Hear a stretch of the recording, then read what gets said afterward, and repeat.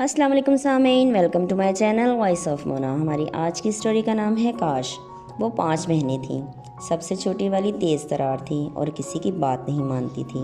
وہ پڑھ رہی تھی یونیورسٹی میں اور سب سے بہت فری تھی۔ وہاں اس کی ایک بڑے لڑکے سے دوستی ہو گئی۔ وہ محلے میں بھی بہت مشہور تھی اپنی بے باکی کی وجہ سے۔ ان کے محلے میں بھی ایک لڑکا تھا جو اس کی سب سے بڑی بہن کو پسند کرتا تھا۔ سب سے چھوٹی والی کا نام عطیہ تھا اور سب سے بڑی والی کا نام ساجدہ۔ عطیہ بہت زیادہ آزاد خیال تھی۔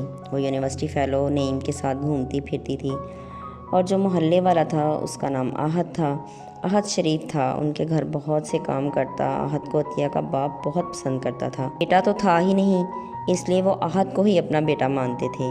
دن رات وہ ان کے کام آتا۔ ایک دن عطیہ کو نعیم کے ساتھ ایک دن دیکھ لیا گیا۔ عطیہ کے باپ نے عطیہ کو خوب مارا اور ماں کو خوب سننا پڑی۔ وہ سبھی پریشان ہوئے۔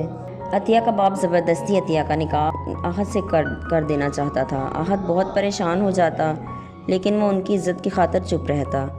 پھر وہ عطیہ سے اپنا سلوک سخت کر لیتا۔ عطیہ کی زندگی حرام ہو جاتی ہے۔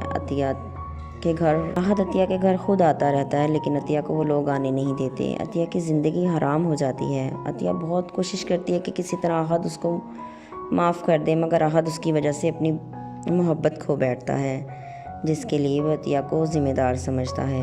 وہ عطیہ کے بال کاٹ دیتا ہے، اس کو مار مار کے چہرہ خراب کر دیتا ہے۔ عطیہ ایک دن بھاگ کر اپنے باپ کے گھر واپس آ جاتی ہے۔ جب اس کی حالت دیکھتے ہیں تو سب پریشان ہو جاتے ہیں۔ باپ منہ پھیر لیتا ہے۔ عطیہ وہیں گر کے مر جاتی ہے۔ وہ غلط ضرور تھی، لیکن اتنی بری نہیں تھی کہ اس کا یہ حال کیا جاتا۔ سب نے اپنی انا کا مسئلہ بنا لیا۔ غرور کو سلامت رکھنے کے لیے اس کو موت کے گھاٹ اتار دیا گیا۔ احد بھی وہاں آ جاتا ہے۔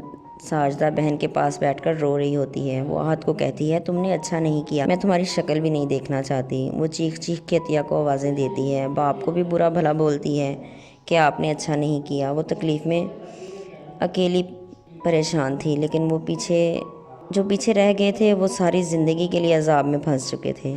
وقت گزرنے کے بعد احساس ہوتا ہے کہ کوئی ہمارے لیے کیا تھا۔ انسان سے ظالم چیز کوئی نہیں ہے، وہ خود ہی منصف بن جاتا ہے۔